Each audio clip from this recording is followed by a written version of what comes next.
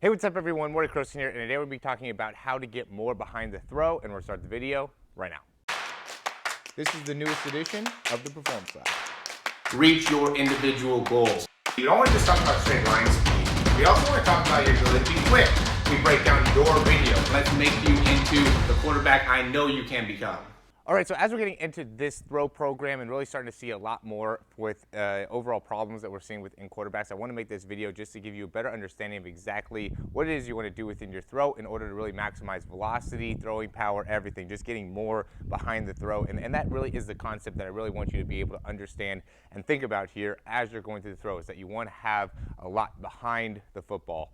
Behind your throw, whatever ends up making the most sense to you concept-wise, because what I see is that as guys are going and they're loading, they're getting I think a lot of guys do a good job pushing off that back leg. There's not a lot of issues with the push here, but it's a lot about timing. I talk a lot about the actual timing of the throw. And so what happens is that if you go and you push all your weight forward onto this front leg, then when you actually are going through and releasing the football, you don't have a lot behind it, right? Because all of your weight is already forward. So now you really have to use that upper body in order to complete the throw. And then a lot of times people talk about how, oh, you're not getting enough lower body into the throw and you need to use more lower body. Well, you're actually pushing and using a lot of the lower body. It's just that the timing's off, so now you don't actually get a lot of it into the throw. And so what you want to be thinking about is actually staying behind the ball. Similar to, I always like to compare these things to other types of movements because I think conceptually it's a little bit easier to understand. And so it's similar to like jumping, right? So when you load and you're jumping,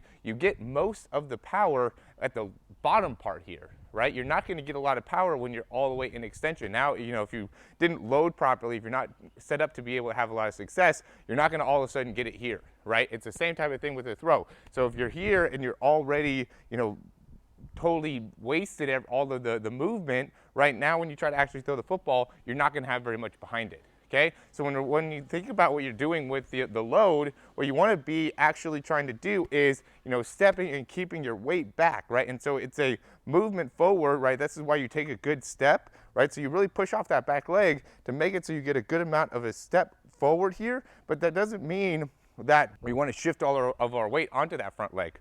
We really want to be keeping this weight back, right? So that's why it's important to load the hip. I made a video about loading the hip. So you got to be able to load that hip, and it's a push and a rotation, right? So we're here and we're getting this action, and we also want to get that action. Okay, so now I'm here. Now I have more weight on my back leg. I have that disassociation where I'm opening up with that lower body.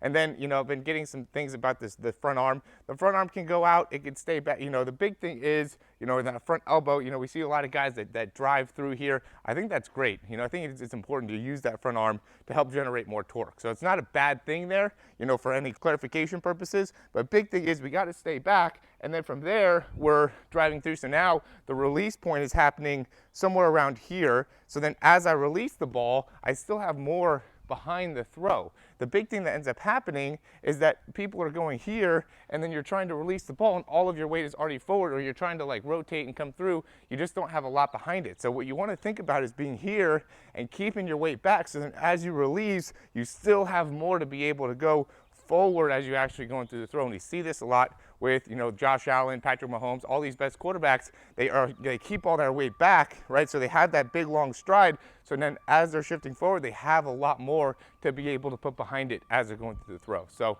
another important concept that I think will help you guys out, as always, thanks for watching. If you like the information, click that thumbs up, subscribe to the channel. If you have any questions, comments, or recommendations, you can leave those down below.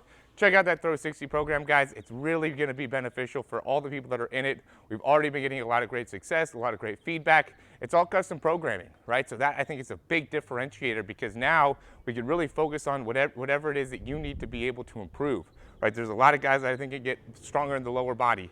There's a lot of guys that I think need to get more core strength. A lot of people need to put more focus on building up the rotator cuff, and you're just not going to get that stuff in a traditional weight program. So that's why we have that custom programming, to make sure you are able to get those three things as well as much more. You can improve from a power perspective. If you want to get faster, you can improve from a speed perspective. There's a lot of different options that you have there in order to really maximize it. And most importantly, we're going to put a big focus on your mechanics, right? How can you get more behind the football, into the football, how to get the wrist in the right position, and really create a better understanding of the timing. I don't think there's anybody that is talking about quarterback biomechanics the way that we are.